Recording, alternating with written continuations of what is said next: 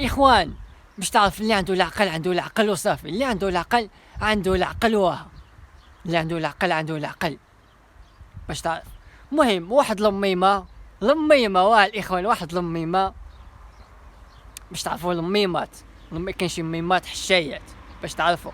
المهم اشرف حكيمي تزوج بواحد الميمه اللي سميتها هبه بوك، دايره بحال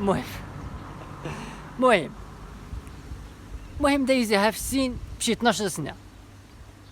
راكم عارفين نتوما الاخوان، هو كيلعب في باريس سان جيرمان وكيلعب في المنتخب المغربي. مهم وهي مصاحبه مع شي واحد اخر، قلت زعما علاش انا ما نطلقش منه نحشيها له، وصدق هو حشاها ليها.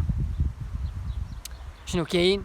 دار كل شيء على امه، دار كل شيء، اي حاجه دار، الفلوس، الديور، السيارات، اي حاجه دارهم على امه.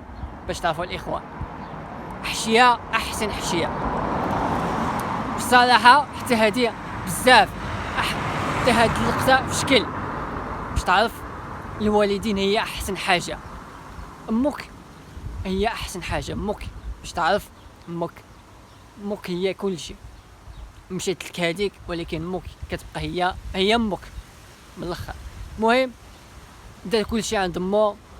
المهم من تلقات بغات تحشيها له، المحامي قال لها راه ما عنده حتى شي حاجه.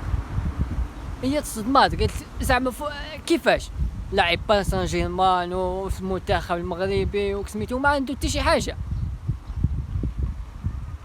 غير هذاك الشيء اللي لابس غير هذا ما بقى عنده حتى شي حاجه، غير هذاك الشيء اللي لابس بوحده باش تعرف. وسمعنا واحد الاخبار اخر، قال لك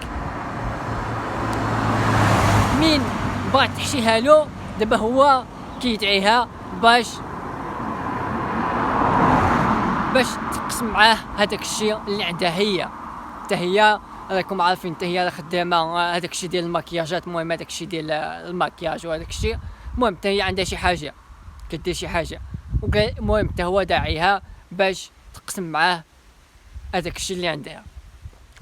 باش تعرفوا اللي تكي راه تكي الصراحه. وشوف الميمه شنو بغات دير في العقل ديالها، شوف شنو.